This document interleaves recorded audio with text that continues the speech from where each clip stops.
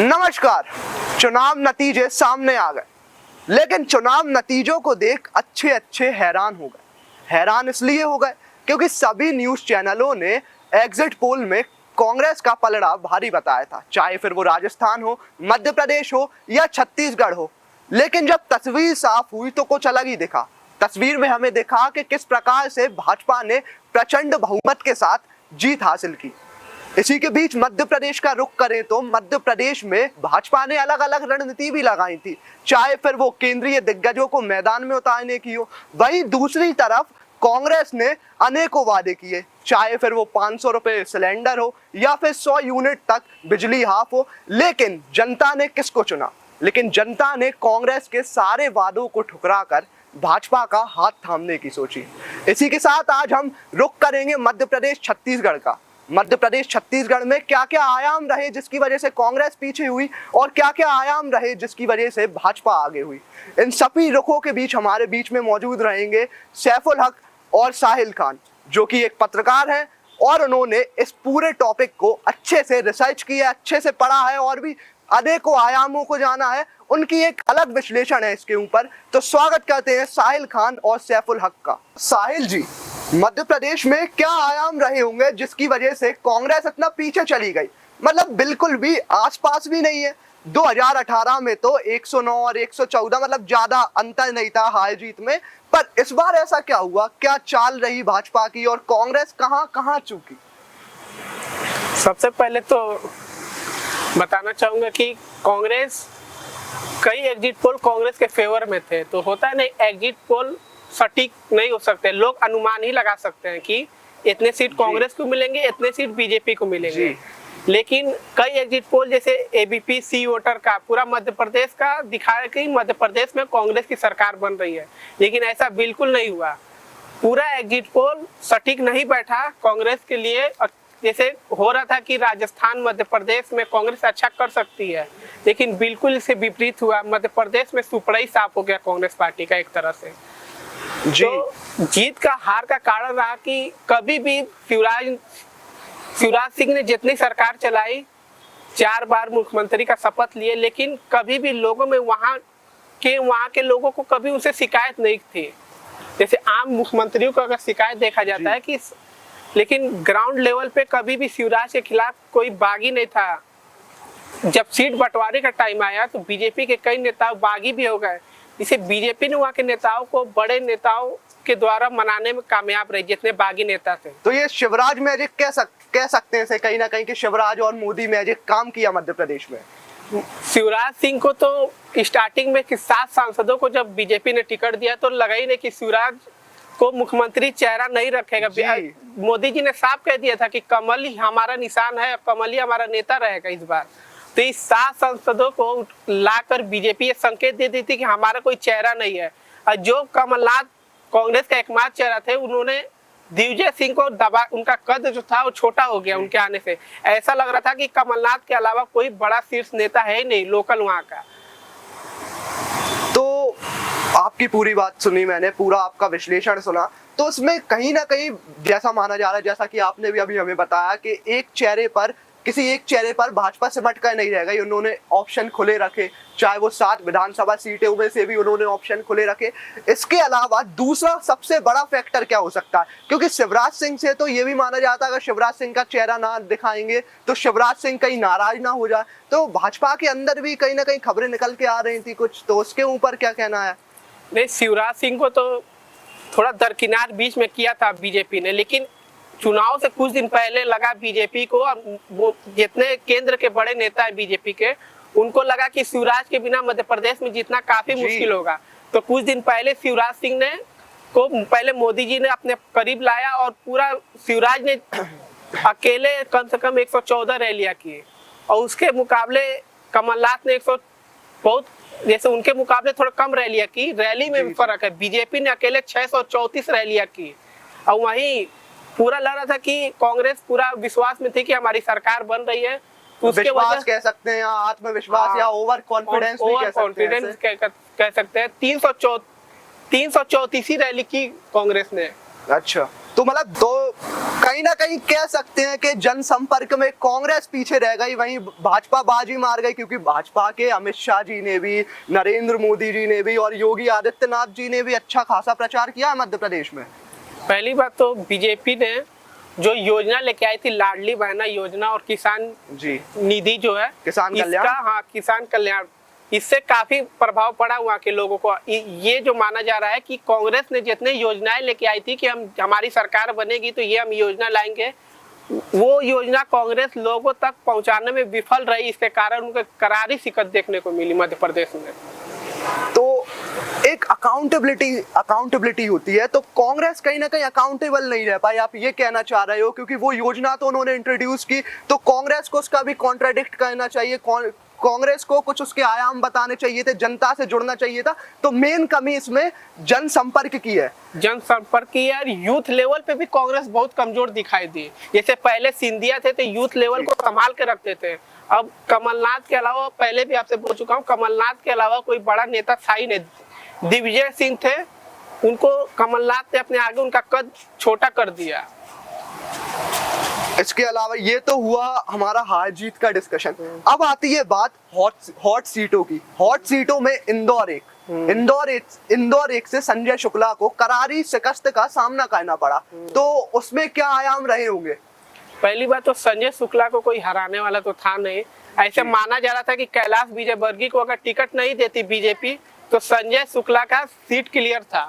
संजय शुक्ला वो नेता है, जब लॉकडाउन से कुछ पहले जब सरकार गिरी थी कमलनाथ की, उस समय संजय शुक्ला ने कोरोना के समय पे वहाँ के स्थानीय लोगों पे अपने तरफ से 100% करके, अपना पूरा जमीनी स्तर पे मेहनत करके, तो कहा जा रहा था कि संजय शुक्ला को हराना नामुमकिन है बीजेपी के लिए। इंदौर 1 नंबर सीट से, तो बीजेपी इंदौर 3 नंबर से कैलाश विजयवर्गीय को, पिछली बार उनके लड़के विधायक थे तो उनका टिकट काट के बीजेपी 1 नंबर से कैलाश विजयवर्गीय को दे दिया। काफी अच्छी मर्जी से कैलाश विजयवर्गीय जीते। अगर कैलाश विजयवर्गीय ये चुनाव हार जाते हैं तो उनका सियासत का जो कैरियर है ये भी खत्म हो जाता। अब सियासत के कैरियर की बात छेड़ दी है आपने, तो दतिया से नरोत्तम मिश्रा, गृह मंत्री, मध्य प्रदेश के गृह मंत्री, जिनका एक दबदबा भी माना जाता है उस क्षेत्र में। दबदबा मैं इसलिए कह रहा हूं क्योंकि बहुत से उन पर आरोप भी लगे कट्टे और सट्टे से रिलेटेड। तो जब वो चुनाव हारे, जब उनकी हार हुई, उन्हें करारी शिकस्त देखने को मिली, तो उससे क्या आयाम निकलेंगे भाजपा के? क्या उनका पॉलिटिकल करियर खत्म हो गया? नहीं, नरोत्तम मिश्रा गृह मंत्री थे, बड़ा पद था उनके पास। दतिया से 7,742 वोटों से हारे हैं। और कहा जाता है कि नरोत्तम मिश्रा का पहले कयास लगाया जा रहा था कि ये चुनाव हार भी सकते हैं, जो हुआ भी। एग्जिट पोल में कई जगह दिखाया कि नरोत्तम मिश्रा अपना चुनाव हार सकते हैं। कई जगह कहा जाता है कि लोग राशन बांटते हैं, सरकार राशने बांटती है, नरोत्तम मिश्रा कारतूस और पिस्तौल बांटते थे। हाँ। ये भी आरोप प्रत्यारोप लगे थे उन पर राजनीति है, राजनीति में आरोप प्रत्यारोप लगते रहते हैं। तो मतलब आपका सीधा सिंपल कहने का मतलब ये है कि नरोत्तम मिश्रा का पॉलिटिकल करियर अभी खत्म नहीं हो सकता? नहीं, खत्म नहीं हुआ है। और बीजेपी ने जिन सांसदों को मैदान में उतारा था, फग्गन सिंह कुलस्ते और दतिया से नरोत्तम मिश्रा थे, फग्गन सिंह कुलस्ते को भी करारी शिकस्त देखने को मिली। और महेंद्र सिंह सिसोदिया बमौरी सीट से, वो भी कृषि मंत्री, ग्रामीण मंत्री थे, वो भी मध्य प्रदेश में शिवराज के कैबिनेट के मंत्री थे, एक प्रभारी नेता थे। सिंधिया गुट में भी उन्हें अच्छा, वो एक सिंधिया गुट का नेता माना जाता है। तो कहीं ना कहीं एक बात ग्राउंड लेवल पे ये भी चल रही है कि सिंधिया ने जैसे ही उनके ऊपर से हाथ उठाया तो उनकी शिकस्त देखने को मिली। ये तो थे हमारे साथ साहिल खान, जिन्होंने अपना एक विश्लेषण बनाकर रखा, उनकी एक अलग ऑब्जर्वेशन थी। आइए अब जानते हैं सैफुल हक से कि सैफुल हक कैसे देखते हैं इस हार को, और नेशनल लेवल और भी बातें करेंगे, तमाम चर्चाएं करेंगे उनसे। तो स्वागत करते हैं सैफुल हक का। नमस्कार सैफुल जी। तो सैफुल जी, जैसा कि हम देख रहे हैं मध्य प्रदेश, राजस्थान और छत्तीसगढ़ में कांग्रेस को करारा झटका लगा है, तो क्या राष्ट्रीय लेवल पर इसका कितना असर पड़ेगा? जैसा कि विधानसभा को सेमीफाइनल बता रहे थे, 2024 में फाइनल है, तो क्या सेमीफाइनल से कितना फर्क पड़ेगा राष्ट्रीय लेवल पर? लोग आगे से कैसे देखेंगे? नमस्कार। जो विधानसभा चुनाव जो होता है और जो लोकसभा होता है, दोनों डिफरेंट होता है। क्योंकि आप 2018 में देखें, तीनों प्रदेश कांग्रेस जीत चुकी थी, लेकिन 2019 में उनका लोकसभा सीटें नहीं बढ़ पाया।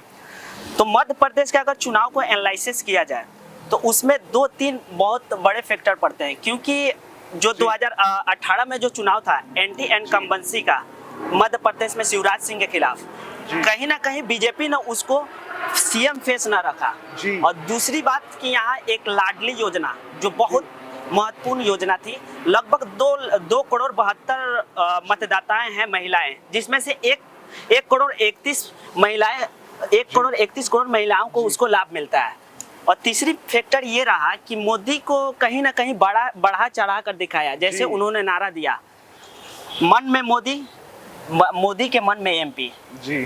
तो कहीं ना कहीं ये बड़ा, और कांग्रेस का जो देखा जाए तो कांग्रेस कहीं ना कहीं बैकफुट पे इसलिए रहा, कहीं ना कहीं एक आत्मविश्वास था। कमलनाथ जो शिवराज सिंह के चेहरे के मुकाबले नहीं रहे और ग्राउंडेड पे कहीं ना कहीं लोगों से जनसंपर्क नहीं बना पाए जी। तो मतलब कहने का जनसंपर्क की कमी रही है, तो हमने पहले साहिल खान से भी डिस्कस किया, उनकी भी यही राय है। लेकिन जो बात आती है राष्ट्रीय लेवल, सवाल दोबारा सुनिएगा, राष्ट्रीय लेवल पर क्या परिणाम निकलेंगे इसके, क्या एक्सपेक्ट निकलेंगे, क्योंकि कुछ भी चीज हो उसके कॉन्सिक्वेंसेस अलग बनते हैं, जनता के मन में अलग छवि बनती है। अगर इधर तो मध्य प्रदेश में तो इन्होंने मोदी का चेहरा आगे रखा, नरेंद्र मोदी का चेहरा आगे रखा, और भी इनके स्टार प्रचारक मध्य प्रदेश में लगातार आए। लाडली बहना योजना का भी जिक्र आपने किया, और जैसा कि 72% ग्रामीण जनसंख्या है मध्य प्रदेश की, और जिसमें किसान कल्याण योजना की राशि एक महत्वपूर्ण रोल अदा करती है। तो इसके अलावा और क्या फैक्टर हो सकते हैं? देखिए, कांग्रेस का जो रणनीति था तो वो राष्ट्रीय चेहराओं को मध्य प्रदेश में नहीं लाना चाहती थी। अगर तीनों प्रदेश को देखा जाए तो कांग्रेस कहीं रीजनल पार्टी को दे दी थी जिम्मेदारी, वो अपने हिसाब से चुनाव लड़े जी। राहुल गांधी को आगे नहीं किया गया था, कमलनाथ को आगे किया था। राहुल गांधी, लेकिन प्रियंका गांधी ने, राहुल गांधी ने तो तमाम रैलियां की हैं, जबलपुर में रैली की है, जबलपुर से आगे वो विंध्यावाला पूरा क्षेत्र में रैली की है। तो कैसे कह सकते हैं कि जनसंपर्क की कमी रही? जनसंपर्क की इसलिए कमी रही क्योंकि शिवराज सिंह चौहान का जो कैरियर देखे तो ये असेंबली इलेक्शन में उनका चेहरा नहीं उतारा गया, लेकिन उनके लिए ये वर्चस्व की लड़ाई था। सेंट्रल उस पे भरोसा नहीं जता रही थी। लगभग 155 रैलियां की, रोड शो की, और ज्यादा से ज्यादा जनसंपर्क बनाने की कोशिश की। वैसे कमलनाथ नहीं बना पाए, और राष्ट्रीय स्तर सिर्फ असेंबली इलेक्शन में कमलनाथ को उसको पूरे हैंड हाथ में दे दिया था कि अपने हिसाब से जो भी करना है करे। तो ज्यादातर अगर देखा जाए तेलंगाना और राजस्थान और छत्तीसगढ़, तो कहीं ना कहीं रीजनल पार्टी को अपने हिसाब से लड़ रही थी, लेकिन वहीं मोदी जी को बढ़ा चढ़ाकर आगे किया गया, और योजनाओं को उनको दिखाने का और कार्यकर्ताओं जनसंपर्क ज्यादा बनाने में ये कहीं कामयाब रहे। इस वजह से बड़ी जीत मिली। आप 2013 का चुनाव देखें, वैसा ही कुछ रिजल्ट आपको देखने को मिलेगा। 164 सीट आई थी मध्य प्रदेश में, और शिवराज सिंह उस समय एंटी इनकम्बेंसी नहीं था शिवराज सिंह चौहान को, तो उनको फेस आगे किया गया था, लेकिन 2018 में नहीं किया गया। ऐसा लगता है कि जो 2023 का जो चुनाव है, कहीं ना कहीं उनको आगे इसलिए नहीं किया गया। जो 2018 का परिणाम था, लोगों को यह ना लगे कि कहीं एंटी इनकम्बेंसी ना रहे, कहीं नया चेहरा दे सकता है जी।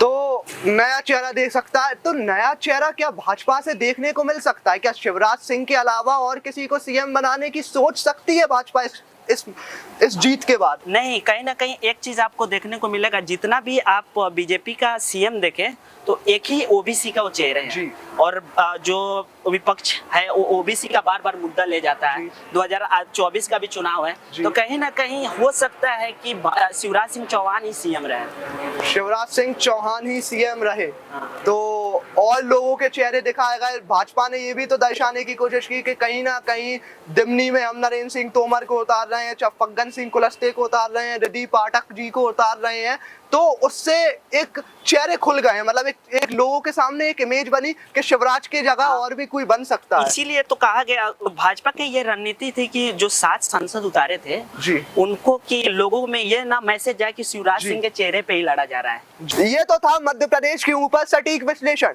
जिसमें साहिल खान और सैफुल हक ने अपनी अपनी ऑब्जर्वेशन रखी। उन्होंने अलग अलग आयामों से समझाया कि मध्य प्रदेश में कांग्रेस की हार की क्या वजह रही और भाजपा की आगे आने की क्या वजह रही। हालांकि मैं एक बात आपको बता दूं कि अभी तक सीएम फेस क्लियर नहीं है, लेकिन आप किसको सीएम फेस देखना चाहते हैं हमें कमेंट बॉक्स में जरूर बताएं। जब तक के लिए मैं सजल रघुवंशी, कैमरा पर्सन अफजल शेख और प्रोड्यूसर ज्ञानेंद्र कुमार के साथ विदा लेता हूं। धन्यवाद।